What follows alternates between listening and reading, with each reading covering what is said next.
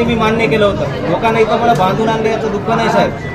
कसं आहे, ती माझी जनता आहे. निवडून येताना मी आमच्या गावच्या लोकांना सांगितलं होतं की मी निवडून आल्यानंतर तुमचा जे पाण्याचा प्रश्न आहे ते कायमचा मिटवीन. त्यानुसार निवडून आल्यानंतर 2022 मध्येच जलजीवन मिशन ही योजना आली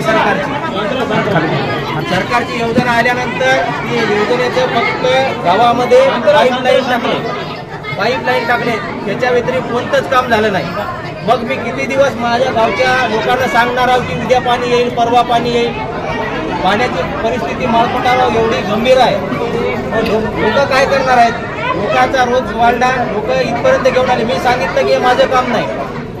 मी सांगितलं की वर बसलेल्या लोकांचं काम आहे, BDO साहेबाचं काम आहे, तहसीलदार साहेबाचं काम आहे, संबंधित विभागाचं काम आहे. पण त्याच्यावर प्रशासन जर काही निर्णय घेत नसेल तर लोक अशा प्रकारचे निर्णय घेतील.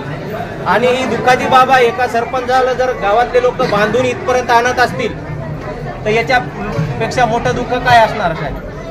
म्हणून शासनानं अशा गोष्टीची दखल घेतली पाहिजेत. एखाद्या सरपंचावर अशी वेळच येणार नाही. असं शासनानं याच्यावरती काहीतरी तोडगा काढला पाहिजे. योजना 2 वर्ष अगोदर मंजूर झाली, मग काम का नाही झालं हे महत्त्वाचं आहे.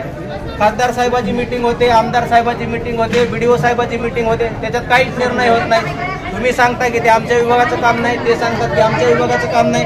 पण नेमकं काम कोणाचं आहे? आता तुमचं काम नाही तर ते माझं काम आहे का?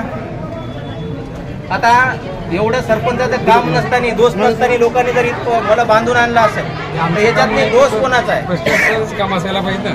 आणि हे प्रशासकीयच काम आहे. प्रशासनानं जर याच्यावर चांगल्या पद्धतीनं जर काय चांगलं नियोजन केलं, वेळेवरती कामावर हे पाहिलं. आता इथं ठेकेदार साहेब म्हणतात निधीच नाही. ठेकेदार साहेब ज्या वेळेला म्हणत असतील निधीच नाही, कोणती योजना ज्या वेळेला मंजूर होते त्या निधी त्याच्यासाठी उपलब्ध असतोच.